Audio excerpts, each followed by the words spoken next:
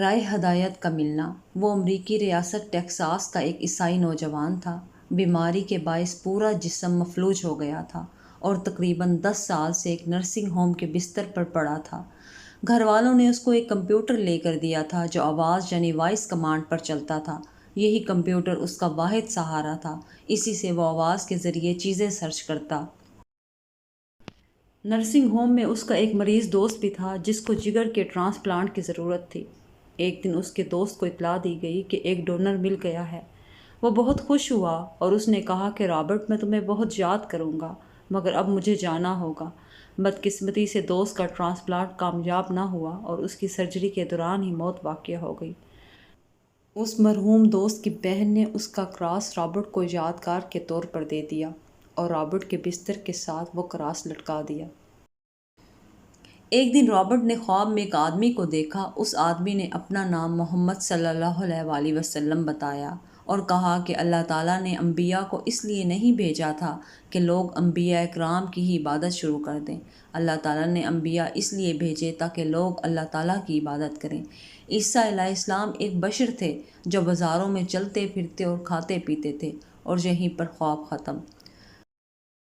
Robert کو بس اتنا یاد رہا کہ عیسیٰ علیہ السلام ایک انسان تھے اور یہ بات اسے محمد نامی ایک شخص نے بتائی۔ اس نے محمد کو گوگل کیا اور بغیر کسی کی دعوت تبلیغ، بغیر کسی مسلمان سے ملے، اس نے بستر پر لیٹے لیٹے اسلام قبول کیا۔ آن لائن قرآن سیکھا اور حفظ شروع کیا۔ اسی قرآن فہمی میں معروف اسکالر نعمان علی خان کی ویڈیوز تک رسائی ہوئی۔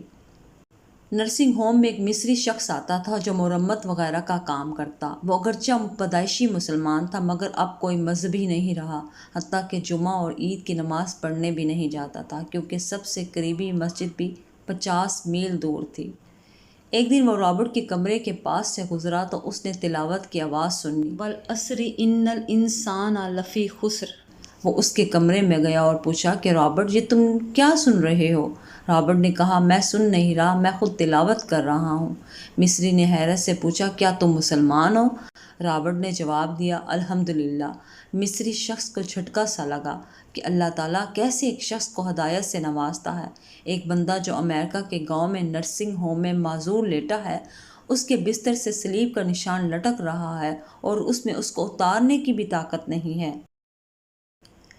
مصری نے کہا کہ میں بھی اپنے رب کی طرف لوٹنا چاہتا ہوں۔ رابرٹ نے اسے نعمان علی خان کی ویڈیوز کا بتایا۔ یہ مصری شخص رابرٹ کی دعوت سے واپس اسلام میں آیا۔ پھر ایک دن نعمان علی خان سے ایک جگہ ملا اور اس کو رابرٹ کی کہانی سنائی۔ اس کہانی نے نعمان علی خان سمیت بینا انسٹیٹیوٹ کے ہر بندے کو ہلا کر رکھ دیا۔ مسلمان اس سے ملنے نرسنگ ہوم گئے اور اس ملاقات میں کوئی ایسا نہیں تھا جس کی آنکھوں میں آنسو نہ ہوں۔ اگر اللہ تعالیٰ رابرٹ کو ہدایت دے سکتے ہیں تو کسی کو بھی ہدایت مل سکتی ہے، بس نیت خالص ہو۔